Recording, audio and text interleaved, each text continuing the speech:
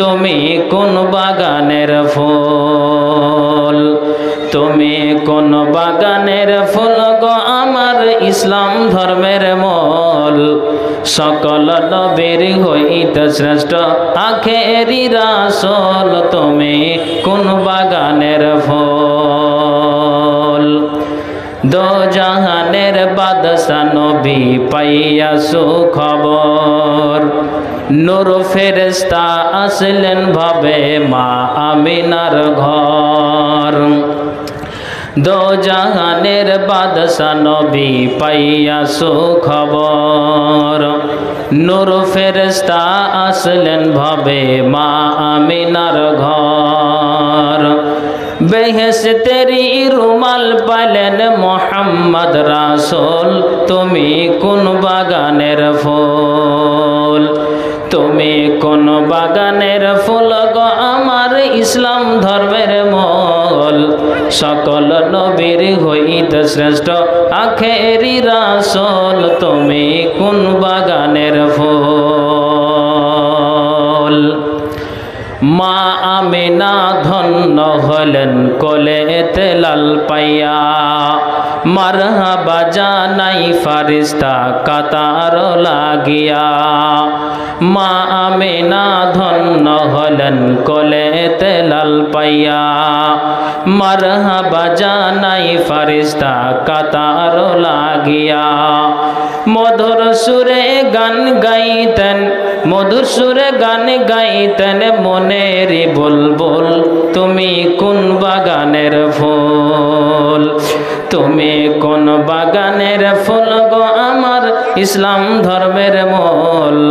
সকল নবীর হইতে শ্রেষ্ঠ আখেরি রাসূল, তুমি কোন বাগানের ফুল।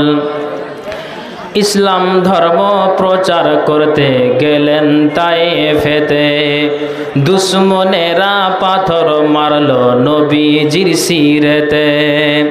ইসলাম ধর্ম প্রচার করতে গেলেন তায়েফেতে, দুশ্মনেরা পাথর মারলো নবীজির শিরেতে।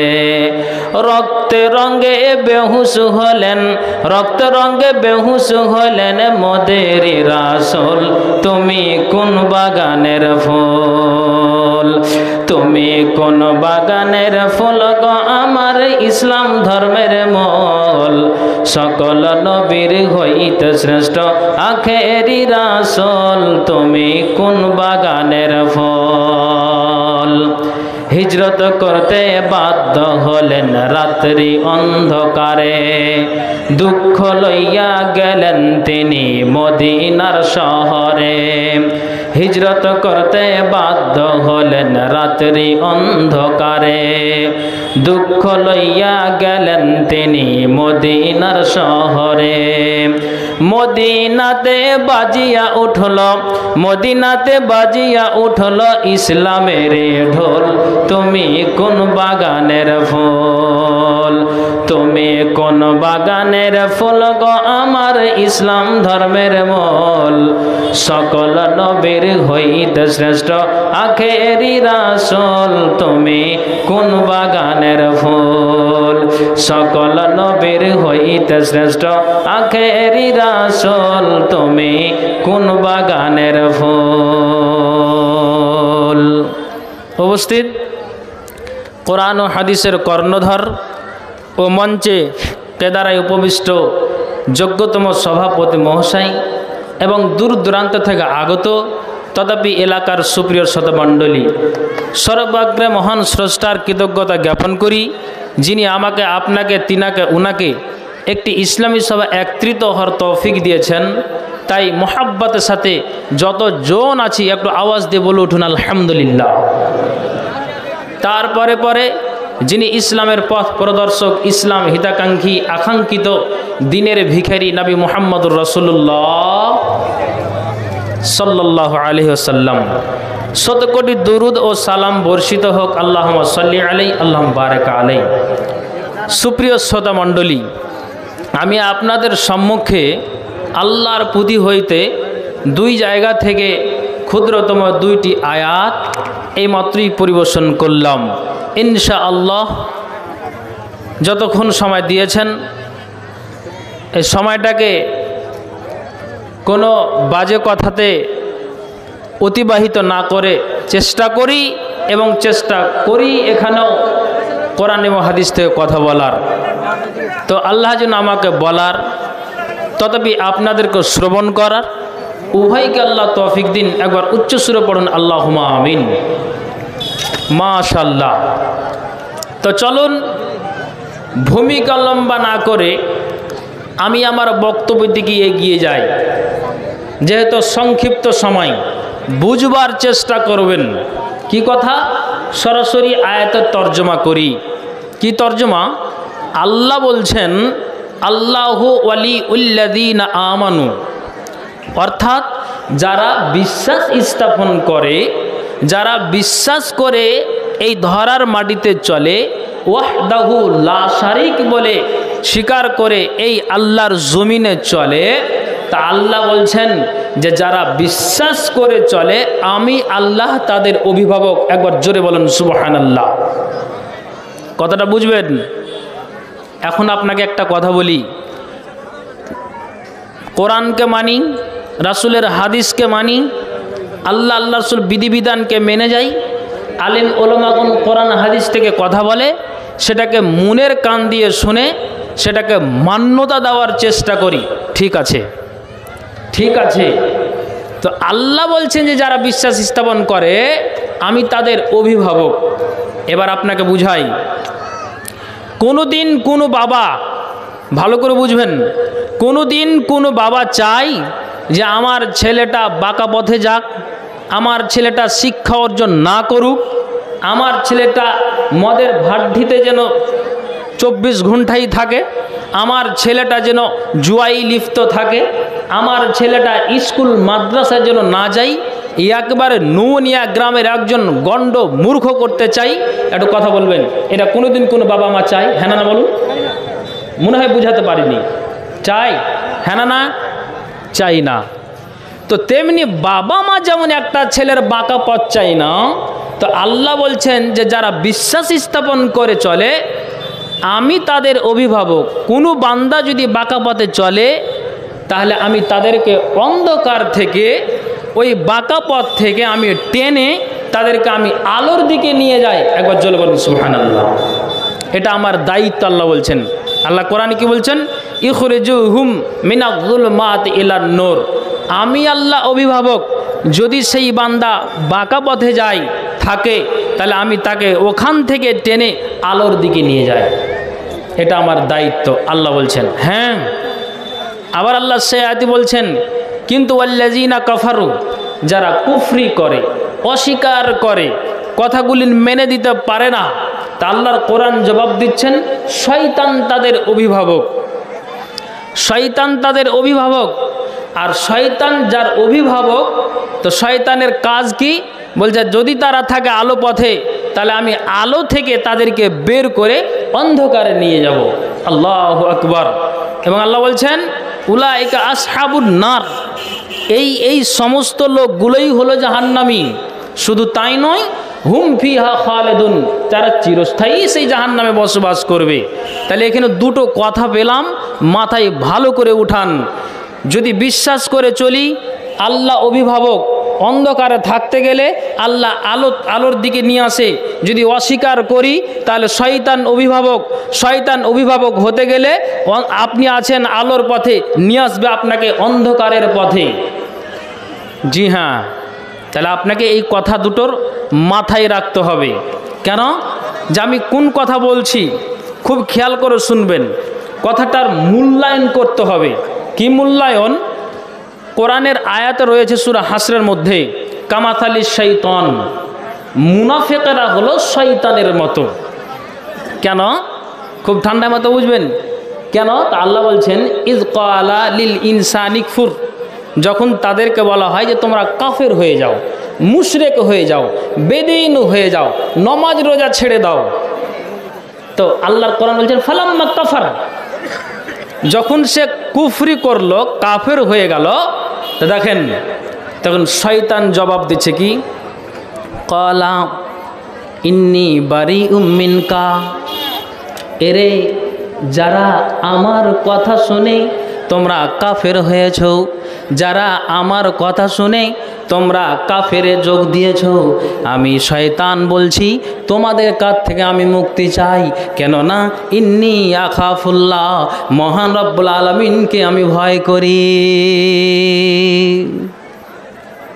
আল্লাহর কোরআন। তো আপনি ভাবছেন যে এই কাফের আপনি হলেন শয়তানের কথাতে, তো শয়তান পার পেয়ে গেল, আপনি দোজখী হলেন, তো সেটা নয়। তা আল্লাহ জবাব কি দিচ্ছেন? ফাকানা আকিবাতাহুমা, ফাকানা আকিবাতাহুমা আন্নাহুমা ফিন্নারে।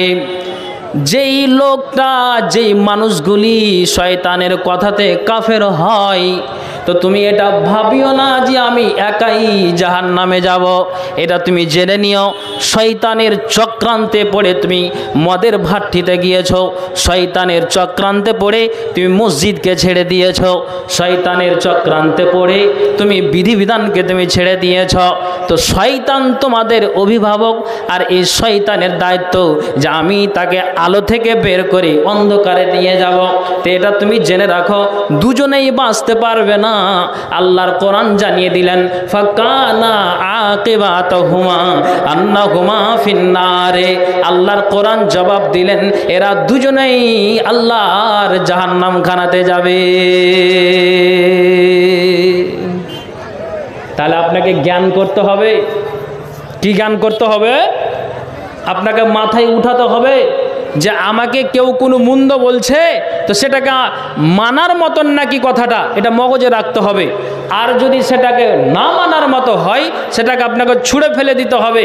তা আপনাকে কথাটার ওজন রাখতে হবে, মূল্যায়ন করতে হবে। জি হ্যাঁ, মাথায় আপনার জ্ঞান করতে হবে। কেন? হাজার হাজার কথা আমরা কোরআন এবং হাদিসের আলোচনা শুনি, কিন্তু সেই দিকে আমরা গুরুত্ব দিচ্ছি না, শুনেই যাই। আজ শুনলাম, কাল সকালে শেষ হয়ে গেল। তো এই জ্ঞানটা মুসলমানের কখন আসবে? জি হ্যাঁ, এই জ্ঞানটা মুসলমানের কখন আসবে? যেমন আপনাকে বুঝাই, আমার পূর্বে একজন বক্তা বললেন, তা আপনাকে আমিও কথাটাকে বুঝাবার জন্য বলছি। ফেসবুক, হোয়াটসঅ্যাপ, মেসেঞ্জারে সারা পৃথিবীতে হচ্ছে, সারা পৃথিবী মানুষ দেখছে ইসরায়েল এবং ফিলিস্তিনের মারামারি, ইসরায়েল ফিলিস্তিনের যুদ্ধ। ঠিক আছে, শুনলেন, কিন্তু এবার আপনাকে বলছি একটা কথা, আমার একজন, খালি একজনই বলুন, একজন কি বলুন যে এই কথা বলছি ঠিক আছে, তাহলে আমি ফেসবুকে আওয়াজ তুলি। 57টি মুসলিম কান্ট্রি দেশ আছে, তো কিছু কিছু মুসলিম কান্ট্রিতে আওয়াজ তুলেছে ফিলিস্তিনকে রক্ষা করো, আল্লাহ তুমি ফিলিস্তিনকে বাঁচাও। তাহলে ওই লোকটাকে দেখা যাচ্ছে ও মদের ভাট্টিতে পড়ে আছে, তাহলে তোমার মিছিল তুলে লাভ আছে? হ্যাঁ না বলুন তো দেখি। মনে হয় বুঝাতে পারিনি আমি, হ্যাঁ না বলুন। তাহলে তোমাকে জ্ঞান করতে হবে যে আমার পিছনে যেন তাকুয়া থাকে, কোরআন এবং হাদিসের যেটা ভালো কথা সেটাকে আমাকে আমার মগজে ভরে নিতে হবে। তাহলে আপনার মগজে উঠবে কখন, জ্ঞানটা আসবে কখন, এটা আমি আপনাকে বুঝাতে চাই। আপনি একটা ভালো কাজের জন্য মিছিল তুলছেন, ঠিক আছে, কিন্তু পিছনে যা আপনার ইমান হারা হয়ে আছে, আমি ইমান হারা হয়ে আছি, তো এই জ্ঞানটা কখন আসবে? জি হ্যাঁ, এটা আপনাকে মাথায় রাখতে হবে, জ্ঞান করে নিতে হবে। মুসলিম আমরা শেষ নবীর উম্মাত, হাজার হাজার জলসা শুনি, জুমাই বক্তব্য শুনি, তাবলীগে জলসা হয়, মসজিদের জলসা হয়, মাদ্রাসার জলসা হয়, আপনার কবরস্থানের জলসা, ঈদগাহের জলসা হয়, বিভিন্ন প্রকারের জলসা হয়। তো শুনেই তো যাচ্ছি, তো উঠছে কখন জ্ঞানটাতে? চলেন আপনাকে একটা কথা বুঝাই। যখন বিশাল আল্লাহ পাকের রাসূল যখন এই কোরআনের দাওয়াত দিতে শুরু করলেন, তো এই কোরআনের যখন দাওয়াত দিতে শুরু করলেন আল্লাহ পাকের রাসূল, তখন এই কোরআনের দাওয়াতে তখন উতবা, সাইবা, আবু সুফিয়ান, আবু জাহাল, এই বড় বড় মক্কার লিডারেরা তারা কিন্তু একটা যুক্তি তুলল। কি যুক্তি তুলল? যে এই যেইভাবে হোক নবী মুহাম্মদুর রাসূলুল্লাহ, আওয়াজ দিয়ে বলুন তো, সাল্লাল্লাহু আলাইহি সাল্লামকে যেইভাবে হোক হয় হত্যা করে দিতে হবে, আর না এখান থেকে জন্মভূমি তার ত্যাগ করে দিতে হবে। আমি আপনাকে বুঝাচ্ছি যে আপনার জ্ঞানটা হবে কখন, এই মুসলিমের জ্ঞানটা হবে কখন, ইমানে ভরপুর হবে কখন। আমি এই জন্য ইতিহাসটা তুললাম। তখন তারা বলল যে শোনো, ইয়ামান দেশে একটা ডাক্তার আছে, ইয়ামান দেশে একটা কবিরাজ আছে। যদি এই কবিরাজটাকে ডাকা যায় তাহলে এই লোকটা সারা দুনিয়ার মানুষকে ভালো দেয়। মানুষকে যদি তেল পড়া দেয়, মানুষকে যদি পানি পড়া দেয়, তাহলে ওই মানুষটাকে যদি এক ঢোক পানি খাইয়ে দেওয়া যায় তাহলে তার জিন কি আছে কিংবা তার গায়ে কি সর হয়ে আছে সব তার দূরীভূত হয়ে যায়। শুনে রাখো, যদি তাকে কোনো একটা গোপন আপনার যেন অসুখ হয়ে থাকে তাহলে সে ব্যক্তিটা যদি তেল পড়া দিয়ে দেয় তাহলে ওই তেল পড়া দিতে গেলে তার শরীর থেকে অসুখ পালিয়ে যায়। তো বলছে লোকটার কাছে চলো না, যদি এই লোকটাকে ঠিক করে দিতে পারে। বলছে ঠিক বলেছ, চলো। নতুন কথা বলছে, কোরআন এবং হাদিসের আলোচনা করছে, চলো দেখি যাই। তখন এরা 3-4 জন যুক্তি করে, আচ্ছা আমার দিকে খেয়াল আছে তো কথাটা, হ্যাঁ না বলুন তো দেখি। 3-4 জন এরা যুক্তি করে ইয়ামান দেশে গেল, মক্কার লোকেরা গিয়ে ওই জায়গাতে গিয়ে আপনার ওই জেমাদুল আজদিকে বলছেন, গুরুজি, কবিরাজ মশাই, ডাক্তার মশাই, আপনার কাছে এসেছি, আপনার কথা শুনেছি যে যদি একবার পানি পড়া দেয়, বোতলটা দেন, একবার যদি পানি পড়া দেয় আপনার বোতলে, যদি এই বোতলটার 1 বোতল পানি পড়া দেয় আর এই বোতলের 1 বোতল যদি তেল পড়া দেয় তাহলে ওই পানিটাকে যদি খাইয়ে দেওয়া যায় আর ওই তেলটাকে মাখিয়ে দেওয়া যায় তাহলে শরীরে যা কিছু অসুখ আছে, তার মাথার মগজ যদি গোলমাল হয় তাহলে তার শরীর থেকে সব অসুখ পালিয়ে যায়। তাহলে আপনার কথা শুনেছি, মক্কা থেকে আমরা আপনার কাছে এসেছি। তো কি তোমরা বলছো বলো তো? মক্কায় এমন একটা নতুন লোকের জন্ম হয়েছে, নতুন কথা আলোচনা করে, একে কিভাবে দমন করা যায়। কেননা যুগ যুগ ধরে আমরা বাপ দাদার চাল আমরা মেনে আসলাম, মূর্তি পূজা করি, পাথরের পূজা করি, আমরা বিভিন্ন জায়গার পূজা করি, কিন্তু এই লোকটা কোরআনের দাওয়াত দেয়, আল্লাহকে মানো, লা ইলাহা ইল্লাল্লাহ, এই কথাটার সাক্ষ্য দেয়। তো মগজ আলাদা হয়ে যায়, মনে হয় লোকটাকে ভূতে ধরেছে, না হয় জিনে ধরেছে, না হয় ব্রেনটা শর্ট হয়ে গিয়েছে, না পাগল হয়ে গিয়েছে। অতএব আপনি যেইভাবে হোক না কেন, আপনার কথা শুনে আপনার কাছে এসেছি, যত টাকা লাগে আমরা দিয়ে দিব, কিন্তু আপনি কোন দিন আসছেন একটা ডেট দিন দিয়ে নবী মুহাম্মদকে সঠিক করে দিতে হবে। ঠিক আছে। তখন বলছে এটা তো আমার কাছে সামান্য ব্যাপার, 1000 মানুষের আমি সব কিছু সঠিক করে দিতে, এই লোকটাকে কি আমার কোনো ব্যাপার হলো? হ্যাঁ আপনি আসেন, দরকার আছে আপনার, শুনেছি বলে আপনার কাছে এসেছি। ওই জেমাদুল আজদি, খুব খেয়াল করে শুনবেন, এই জ্ঞানটা আপনার কখন উঠবে আমি বুঝাতে চাইছি। লোকটা আসলো, আসার পরে বুঝলেন আল্লাহ পাকের রাসূল যেমন তাশাহুদের নামাজের অবস্থায় যেমন তাশাহুদে যেভাবে বসে থাকি নবীজি ওইভাবে বসে আছেন, আর ওই মতো অবস্থায় জেমাদুল আজদি এসে নবীজির সামনে এসে বসেছে। যে বসার পরে তখন বলছেন, ইয়া মুহাম্মদ ইন্না আরাকি মিন হাজিহির রিহ, মুহাম্মদ আমি হলাম ঝাড়ফুঁকের মাধ্যমে জিন ছাড়ানো চিকিৎসক। তো আপনার ব্যাপারে নানান প্রকারের কথা শুনেছি। কি কথা শুনেছি? যে আপনার মগজ নাকি ঢোলাই হয়েছে, আপনার মগজ নাকি পাগল হয়ে গিয়েছে, দিমাগ শর্ট হয়ে গিয়েছে। এখন আমাদের ভারতবর্ষে যদি কারোর ব্রেন শর্ট হয়ে যায় তাহলে বাবা মা তাড়াতাড়ি করে ভাগলপুর নিয়ে যায়। তো তেমনি যেন এই লোকটার আপনার ব্যাপারে শুনেছি, কয়েকজন আমার কাছে গিয়েছিল, তো আমি আপনার কাছে এসেছি, যদি ব্রেনটা খারাপ হয় 1000 1000 মানুষকে আমি সঠিক করে দিয়েছি। যদি আপনি চান, ইন্নাল্লাহ ইয়াশফি আলা ইয়াদি, নিশ্চয় আল্লাহ তাআলা আমার হাতে যাকে ইচ্ছা আরোগ্য দান করে থাকেন, মানসা ফাহাল্লাক, আপনার কোনো প্রয়োজন আছে কি? এবার যখন এই কথাটা বললেন মানসা ফাহাল্লাক, বন্ধু আমার, যেমন আমি বক্তব্য দিচ্ছি তেমনি আপনারা চুপচাপ আমার দিকে খেয়াল করে আছেন, তেমনি আল্লাহ পাকের রাসূল ওই লোকটার কথাগুলি সব কিছু শুনলেন। আর নবীজি কিছুক্ষণ 2 মিনিট হোক 5 মিনিট হোক আল্লাহ পাকের রাসূল চুপচাপ বসে আছেন। যেমন তাশাহুদে নামাজের অবস্থায় তাশাহুদে বসে থাকি, তেমনি আল্লাহ পাকের রাসূল ওইভাবে বসে আছেন। আর আল্লাহ পাকের রাসূল আবার ওই জেমাদুল আজদি বলছেন, ইয়া রাসূলুল্লাহ মানসা ফাহাল্লাক, আপনার কোনো প্রয়োজন আছে কি? নবীজি 3-4 মিনিট পরে এবার ওই লোকটাকে এবার শোনাচ্ছে, শোনো, হ্যাঁ তোমাকে আমি বলছি, কান খোলা শোনো। আল্লাহ পাকের রাসূল এবার তার সামনে জিমাদুল আসদিয়ে বসে আছেন। নবীজি এবার শুরু করলেন তার সাথে, যেটা খুতবাটা পরবর্তীতে সুন্নাতে পরিণত হয়েছে।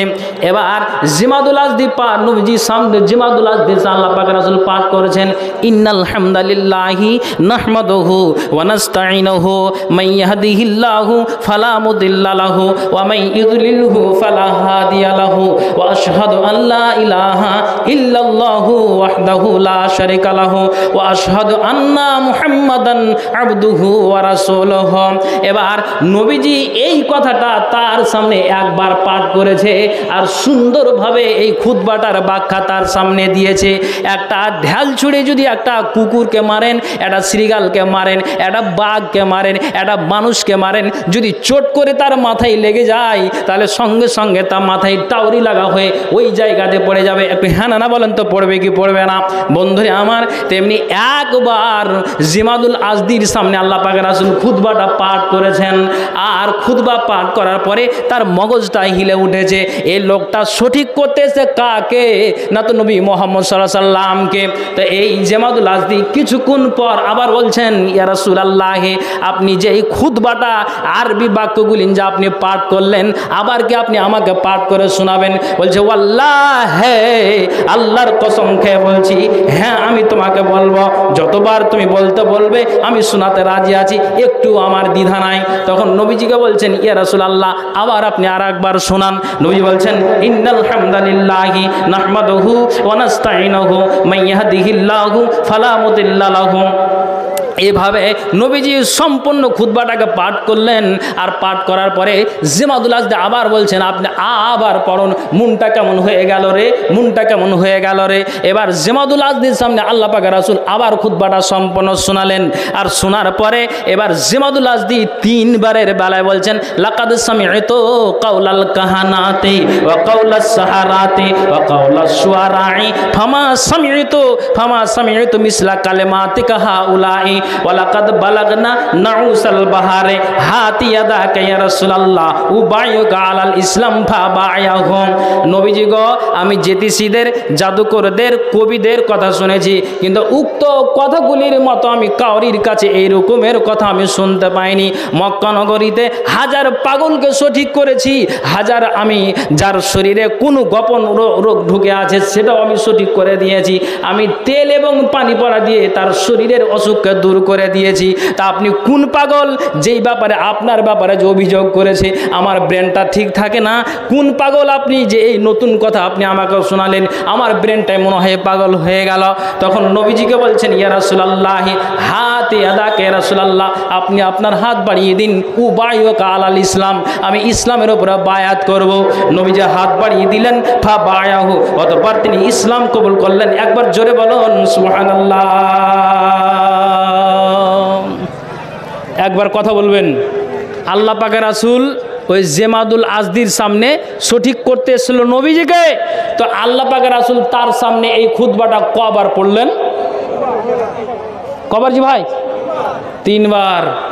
তিনবার পড়াতে তার মাথাটা যাচ্ছে ইসলামের দিকে। তাহলে তিনবার পড়াতে ছিল লোকটা কোথায়? অন্ধকারে ছিল, শয়তানের অভিভাবক হয়ে। শয়তান তার মালিক ছিল। তো এই মালিক শয়তানের, এটা হলো তার চালা ছিল, সে অন্ধকারে। নবীজি এই খুতবা পাঠ করলেন, তিনবার পাঠ করাতেই তার জ্ঞান চলে আসলো, ইসলামে প্রবেশ করে গেল। আল্লাহ কি বলছেন? আল্লাহু ওয়ালিউল্লাযীনা আমানু ইখরিজুহুম মিনাজ-যুলুমাতি ইলান নূর ওয়াল্লাযীনা কাফারু আউলিয়াউহুমুত তাগুত ইখরিজুনাহুম মিনান-নূরি ইলাজ-যুলুমাত উলাইকা আসহাবুন নার হুম ফিহা খালিদুন। এখন আপনাকে বুঝাতে চাই, এত কঠোরপন্থী লোকটা যদি তিনবার নবীর মুখ থেকে এই খুতবা শুনে তার যদি জ্ঞানটা আলাদা হয়ে যায়, মগজটা ঘুরে যায়, ইসলামের ছায়াতলে যদি আশ্রয় নিয়ে নাই, তাহলে আমি এই আপনার নমুনিয়া গ্রামের মা বোনদেরকে বলবো, বাবা ও ভাইদেরকে বলবো, কতদিন আপনাকে জলসা শোনাতে হবে? কতদিন আপনাকে মসজিদের ইমাম সাহেব খুতবা শোনাবেন? কতদিন আপনাকে জামাত প্রতিদিন সাপ্তাহিকে আপনাকে বক্তব্য শোনাবেন? কতদিন আপনাকে বলতে হবে যে তিনবার শোনার তারপরে এত কট্টরপন্থী লোকটা যদি জ্ঞান পেয়ে যায় আর ইসলামের ছায়াতলে আশ্রয় নিয়ে জান্নাত পেয়ে যায়, তাহলে এর মুসলমান হাজার হাজার বক্তব্য শোনো, কতদিন পরে আমার আপনার জ্ঞানটা ফিরে আসবে? আমি এটাই বুঝাতে চাই। জি হ্যাঁ, আপনাকে ইতিহাস বলছি, রসুলের হাদিস বলছি। কখন এই জ্ঞানটা আসবে এই জাতির, এই মুসলিম সমাজের কখন জ্ঞানটা আসবে? জি হ্যাঁ, ইমানকে হারিয়ে ফেলেছি আর সারা দুনিয়াতে মিছিল গিয়ে আমরা মাতিয়ে তুলেছি। তো কখন আসবে জ্ঞানটা? এতগুলো চুরমার হচ্ছে দেশে, এতগুলো কোরআনকে লাথি মেরে ফেলে দেওয়া হচ্ছে, কোরআনের পাতাকে ছিঁড়ে কোরআনকে দেশলাই মেরে আগুনে জ্বালিয়ে দেওয়া হচ্ছে। তো জ্ঞান আসবে কখন এই মুসলিম সমাজের? আসবে কখন? এটা আমি আপনাকে বুঝাবার জন্য বলছি। মাথায় উঠান, একটু জ্ঞান করুন। এই জন্য আল্লাহ বলছেন যে তোমরা অন্ধকারে থাকতে গেলে আমি আলোর দিকে নিয়ে আসবো। তা আমি আল্লাহ তাআলা বললাম যে যারা আলোর দিকে আসবে, আমাকে বিশ্বাস করবে, আমি তাদের অভিভাবক, তাদের আর টেনশন থাকবে না। জি হ্যাঁ, আপনাকে আর একটা কথা শোনাই। হুনাইনের পূর্বের রাতে আল্লাহ পাকের রাসূল আবু হাদরাদ আসলামীকে তিনি পাঠালেন যে যাও দেখে এসো চাটিয়াল ময়দান। তো দেখে এসে গোপনে সব কিছু খবর আল্লাহ পাক রাসূলকে দিলেন। তো যেমনই ওই আবু হাদরাদ আসলামী, আমার দিকে খেয়াল করছেন না? কোন দিকে আছেন? যা, ব্রেন মনে হয় নাই, এখনই হারিয়ে গেল। একটা কথা বলি, মসজিদের ইমাম সাহেবের কাছে 500 টাকা নিয়ে এসেছে। 500 টাকা নিয়ে আসার পরে বলছে একটু দোয়া করে দিন। তো বলছে দোয়া তো করবো আপনার জন্য, এটা বুঝাবার জন্য বলছি। তো কি উদ্দেশ্যে আপনি 500 টাকা দিচ্ছেন? কইছে যে গোপনেও দান করা যায়, প্রকাশ্য দান করা যায়, আমার নিয়ত আমার কাছে আছে, তো আপনি একটু গোপনে দোয়াটা করে দিন। তো বলছে যদি আপনি প্রকাশ করতেন তাহলে আমি সেটা নাম নিয়ে আপনার জন্য দোয়া করতাম, নিশ্চয় আল্লাহ তাআলা কবুল করতেন। এখনও করবো, আল্লাহ হয়তো কবুল করবেন, এটা আশা করি। তাহলে একটু বলেন। বলছে আমার মনে আছে, কিন্তু আপনি দোয়া করে দেন। 500 টাকা হাতে নিয়ে আছে, বলছে আল্লাহ। লোকটা আরবি বুঝে না, রব্বানা বলে যদি আমি দোয়া করি তাহলে রব্বানার মানে কি বুঝে না। আমি যদি আল্লাহুম্মা গফিরলি যদি এই বলে দোয়া করি তাহলে একটা সাধারণ মানুষের পক্ষে অসম্ভব হয়ে যায়। তাহলে আমি এইভাবে দোয়া করি। তখন লোকটা ইমাম সাহেব 500 টাকা হাতে নিয়ে দোয়া চালিয়ে যায়। দোয়া এই করে যে আল্লাহ তার বাড়িতে কোনো দিন তুমি আর অভাব রাখবে না। আল্লাহ তোমার কাছে অ্যাপ্লিকেশন যে তার বাড়িতে রুজি রুটির বরকত দাও, তার বাড়িতে আল্লাহ কোনো দিন তুমি অভাব আনিও না। আল্লাহ তুমি তাকে 5 ওয়াক্ত নামাজ পড়ার তৌফিক দান করো। আল্লাহ পরিবারকে ভালো রাখো, ছেলে মেয়েকে ভালো রাখো। রব্বে হাবলি মিনাস সালিহিন, আল্লাহ তুমি তাকে অঢেল পরিমাণে নেক সন্তান সন্ততি দান করিও।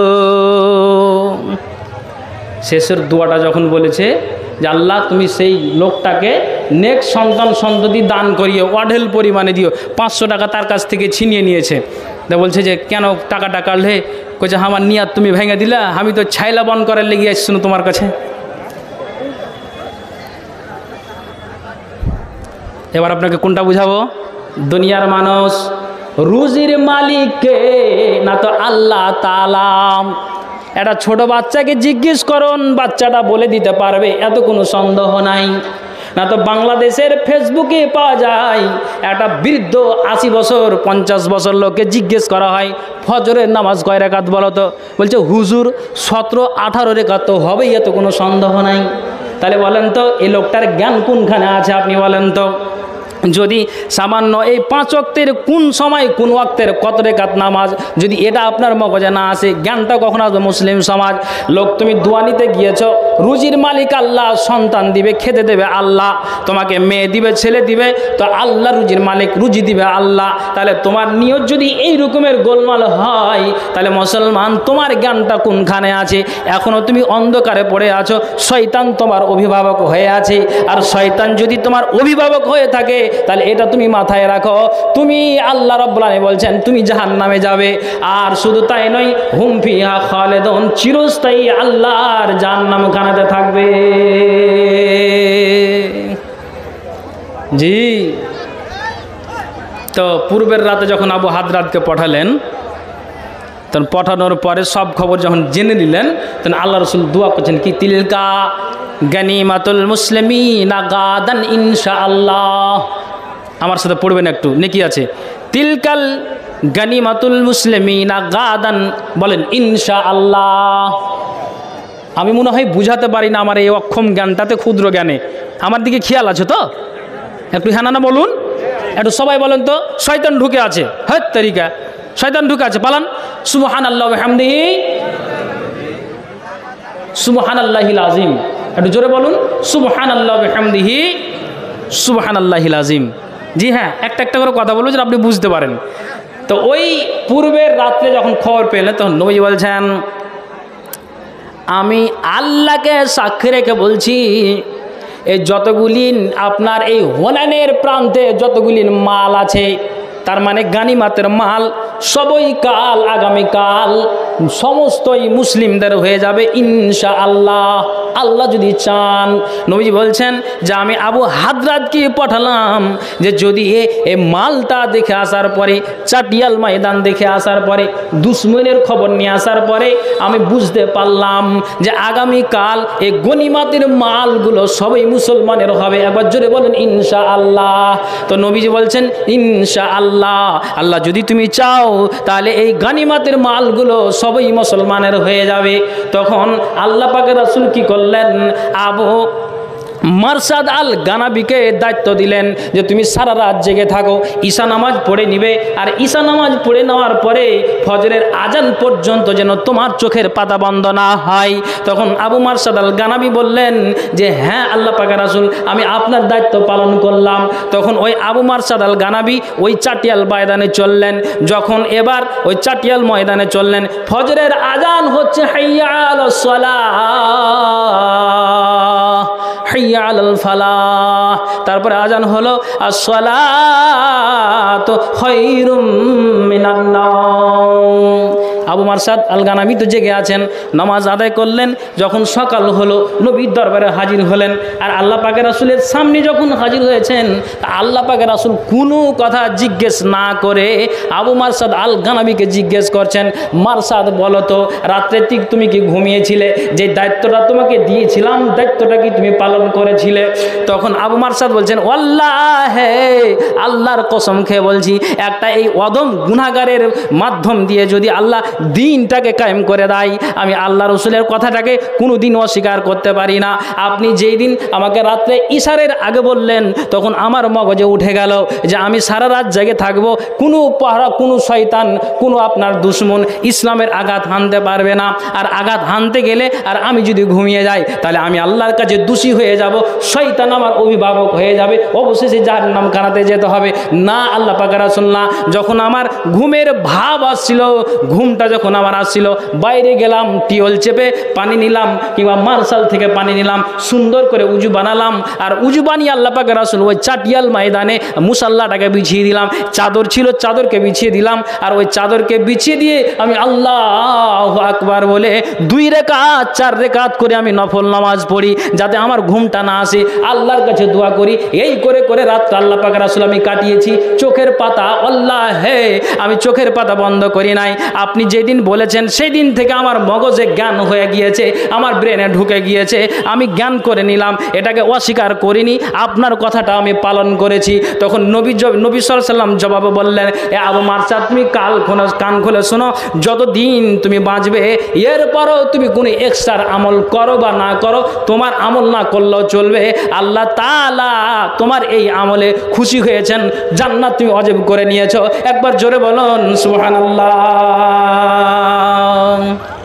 তাহলে এবার বলুন তো, এর নুমনিয়া গ্রামের লোকেরা আপনাকে কতদিন বলতে হবে? একটা লোককে যদি এই যে দায়িত্বটা দিয়ে সারা রাত জাগরণ হয়, কার স্বার্থে? ইসলামের স্বার্থে। জ্ঞানটা আপনার কখন আসবে এটাই আমি আপনাকে বুঝাতে চাই ভাইজান। অতএব জ্ঞান করুন। আচ্ছা আচ্ছা, ঠিক আছে ঠিক আছে, বুঝতে পারছি। তো ভাইজান, অতএব আপনাকে আমাকে সেই জ্ঞান করে চলতে হবে। আমি এটাই বুঝাতে চাইলাম আজকে যে জ্ঞানটা আপনার উঠবে কখন। আল্লাহ কোরআনে বলেছেন সূরা তওবার মধ্যে 119 নম্বর আয়াত, হে মুমিনেরা শুনো, ইত্তাকু, আল্লাহকে ভয় করো, ওয়া কুনু মাআস সাদিকিন, সত্যবাদী লোকদের সান্নিধ্য অবস্থান করো, নিশ্চয়ই তাদের কাছ থেকে ইসলামের জ্ঞান পাবে। যারা জানে তাদের কাছ থেকে তুমি নাও, নিশ্চয়ই তোমার মগজে একটা জ্ঞান আসবে। জি হ্যাঁ ভাইজান, আমি আর লম্বা করবো না, ইতিহাস লম্বা আছে, বক্তব্য লম্বা আছে, কিন্তু যখন যেখানে সময় সে সাপেক্ষেই কথা বলতে হবে। তো বেশি বলতে যাব না, যা বললাম আমি বলছি যে এই মুসলিম সমাজের জ্ঞানটা কখন আসবে। জি হ্যাঁ, একজন অমুসলিম 3 বার শুনে যদি তার মগজে ঢুকে যায়, একবার বলে আবু মারসাদের যদি মগজে ঢুকে যায়, তা আপনার মগজে কখন ঢুকবে? বুঝতে পারছেন? হ্যাঁ না? তা আমি আর লম্বা করব না।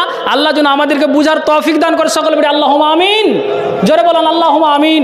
আল্লাহ তুমি কবুল করো, আল্লাহ ফিলিস্তিনকে তুমি জয় করো, বলেন আল্লাহুম্মা আমিন। আমি আর লম্বা করছি না, একটাই শেষে কথা বলবো যে একটা নতুন বই মওলানা বদরুদ্দোজা নাদভী সাহেব লিখেছেন, জান্নাতের ভিআইপি একখানা গেট, তার নাম হচ্ছে রাইআন।